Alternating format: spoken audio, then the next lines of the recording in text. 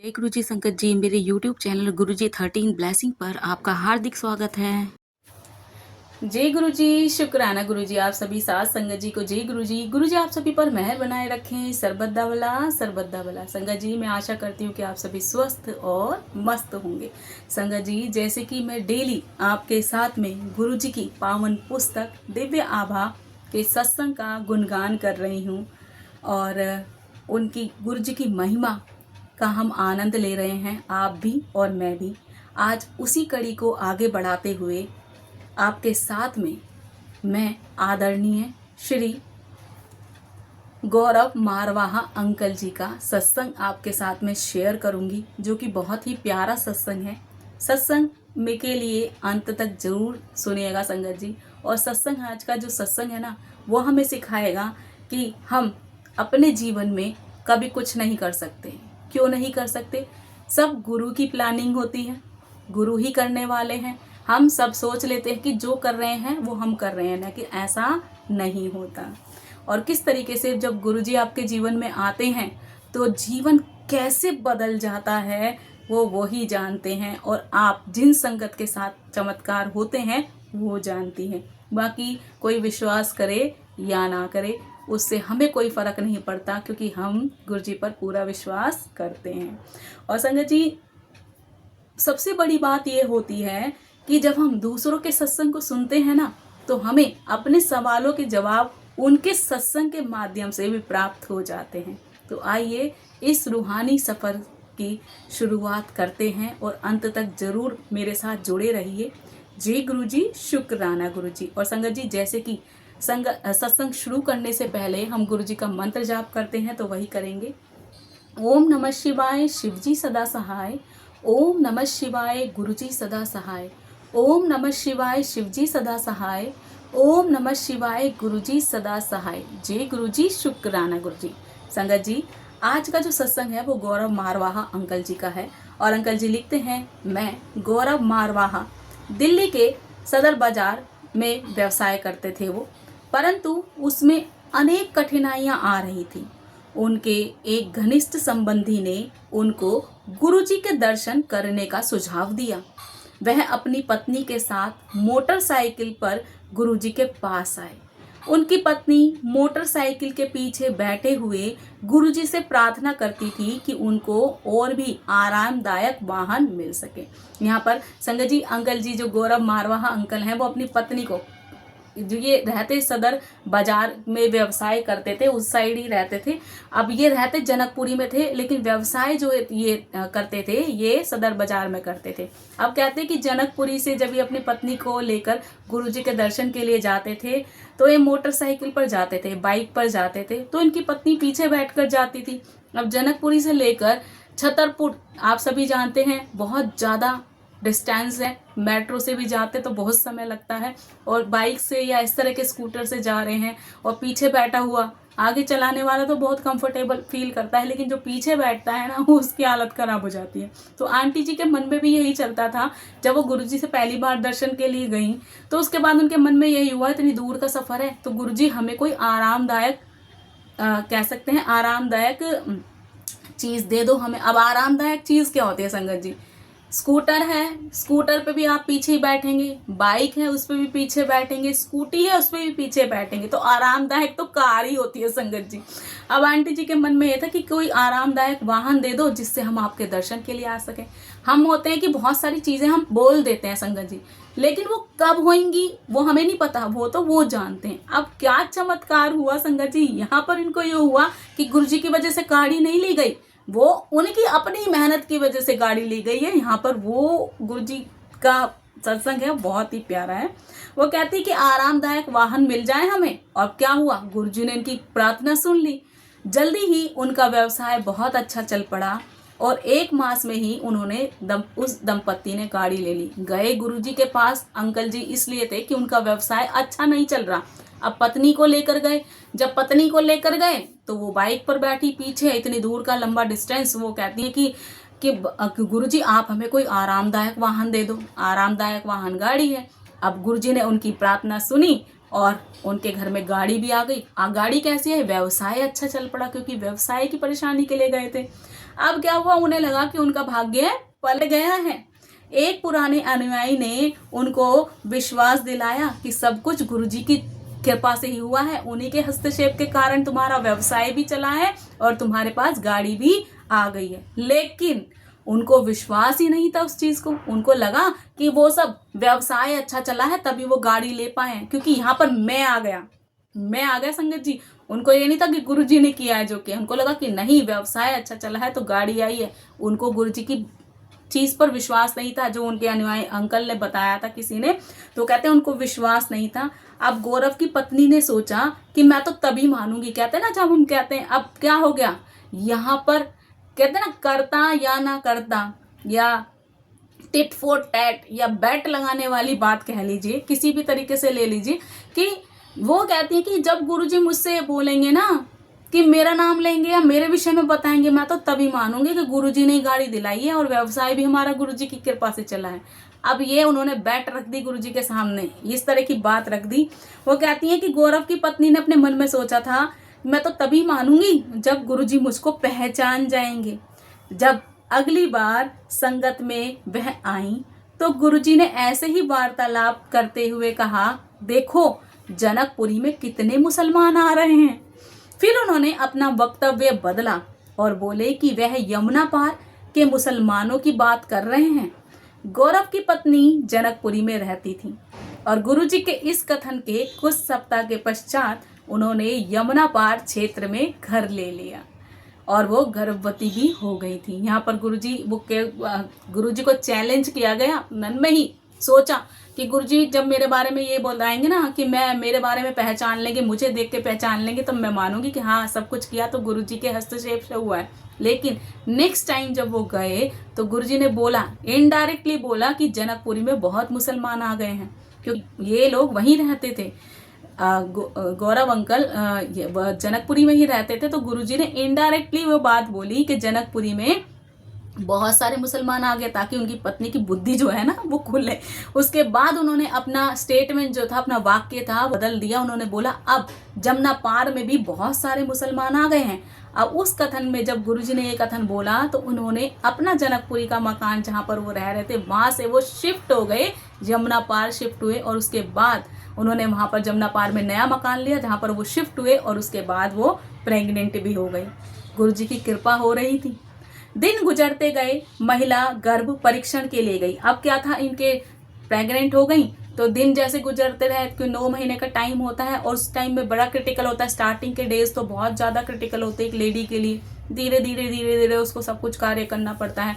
Doctors की instruction भी follow करनी पड़ती हैं, अगर नहीं करेंगे तो कुछ भी हो सकता है। तो यहाँ पर क्या कि जब वो टेस्ट कराने के लिए गई अपने, तो विशेषज्ञों ने गर्भ संबंधी समस्याओं से उनको अवगत कराया, जो उनको प्रॉब्लम थी, क्योंकि प्रेग्नेंट लेडी है वो टाइम टू टाइम अपने टेस्ट कराती हैं। डॉक्टर जो रिकमेंड करते हैं वो टेस्ट कराने होते हैं और डॉक्टर की बातों को फॉलो किया जाता है, क्योंकि आप अकेले नहीं हैं उस समय, आप एक बच्चे को धारण कर रहे हैं, आपने गर्भ धारण किया हुआ है, प्रेग्नेंट है, तो आपके शरीर के अंदर भी किसी अन्य जीव की उत्पत्ति हो रही है। तो उस समय बहुत क्रिटिकल कंडीशन होती है तो माँ के लिए। तब डॉक्टरों ने इनको बताया कि इनको समस्या है बच्चे से रिलेटेड।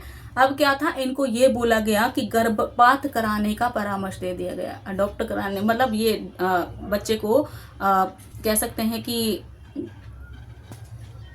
उनको अबॉर्शन कराने के लिए बोला गया कि बच्चे को, मतलब जो परेशानी है, हो सकता है कुछ ज़्यादा ही परेशानी रही होंगी, क्रिटिकल कंडीशन रही होंगी, जिसके कारण डॉक्टर्स ने उनको ये एडवाइस दिया कि तुम्हें अबॉर्शन करा लेना चाहिए। अब क्या था, ये तो गुरुजी से जुड़ चुके थे और विश्वास भी हो गया था। पहले तो विश्वास नहीं था, लेकिन अब विश्वास हो चुका था। तो इन्होंने भक्तों ने दंपति को बताया कि वह गुरुजी पर आस्था बनाए रखें और कोई अप्रिय घटना नहीं घटेगी। वह गुरुजी के पास आते रहे और अंततः उन्हें एक कन्या की प्राप्ति हुई। यहाँ पर वो कहते हैं कि जब ये परेशानी आई तो कहते हैं उन्होंने आपा नहीं खोया। अन्य डिवोटियों को बताया, अन्य संगत को बताया, तो सभी संगत ने उनको एडवाइस दी कि हमेशा गुरुजी पर विश्वास बनाए रखना, उन पर विश्वास मत खोना। ऐसी कोई कंडीशन नहीं आएगी आपके साथ में, कुछ भी नहीं होगा गलत, सब अच्छा होगा, क्योंकि गुरुजी की मेहर है और गुरुजी पर विश्वास बनाए रखिए। तो अंकल जी और आंटी जी ने उन पर पूरा विश्वास बनाए रखे। देखिए, डॉक्टरों ने ये बोल दिया था कि क्या करा लिया जाए, गर्भपात करा लिया जाए, अबॉर्शन करा लिया जाए, उस कंडीशन में डॉक्टर ने बोल दिया है, लेकिन फिर भी अपने गुरु के प्रति आप आस्था रख रहे हैं तो सब कुछ आपको प्राप्त होगा। वो कहते हैं कि हम गुरु जो दंपत्ति थे उन्होंने पूरा विश्वास बनाए रखा, और संगत जो अन्य संगत थी वो भी उनको मोटिवेट कर रही थी कि गुरुजी पर विश्वास बनाए रखिए, जो होगा अच्छा होगा, बुरा कुछ नहीं होने देंगे। और थोड़े ही समय के बाद क्या हुआ, उनको कन्या की प्राप्ति हुई, उनको एक बेटी, एक स्वस्थ बेटी को उन्होंने जन्म दिया। 2005 में गुरुजी ने अपने जन्म दिवस के अवसर पर गौरव की पत्नी को बुलाया और कहा वह मोटी हो गई है। वह मुस्कुराकर चली गई। गुरुजी के इस कथन के 1 मास में ही बिना कोई व्यायाम या भोजन पर प्रतिबंध किए हुए उनका वजन 15 किलो कम हो गया। गुरुजी स्वयं कहते हैं, संयोग से कुछ नहीं होता, चुनाव से ही कामना की पूर्ति संभव है, और ईश्वर होने के कारण गुरुजी चयन करते हैं। यहाँ पर अंकल जी कहते हैं कि 2005 में जब गुरुजी का बर्थडे था तो आंटी जी गई वहाँ पर, और गुरुजी कई बार होता था कि संगत से बहुत मजाक किया करते थे, और कई बार होता था गुरुजी चुप रहते थे, बोलते ही नहीं थे। तो इस बार क्या हुआ, जब आंटी जी उनके पास गई प्रसाद वगैरह लेने के लिए, तो गुरुजी ने उनको बुलाया अपने पास बुलाकर बोला तुम बहुत मोटी हो गई है। गुरुजी बोल दिया करते थे, तो उन्होंने गौरव अंकल की वाइफ को अपने पास बुलाया और बोला कि तू बहुत मोटी हो गई है। तो क्या हुआ, वो कुछ नहीं बोली आंटी, वो मुस्कुराकर चले गए। अब क्या बोलना था, गुरुजी तो जान ही जान है।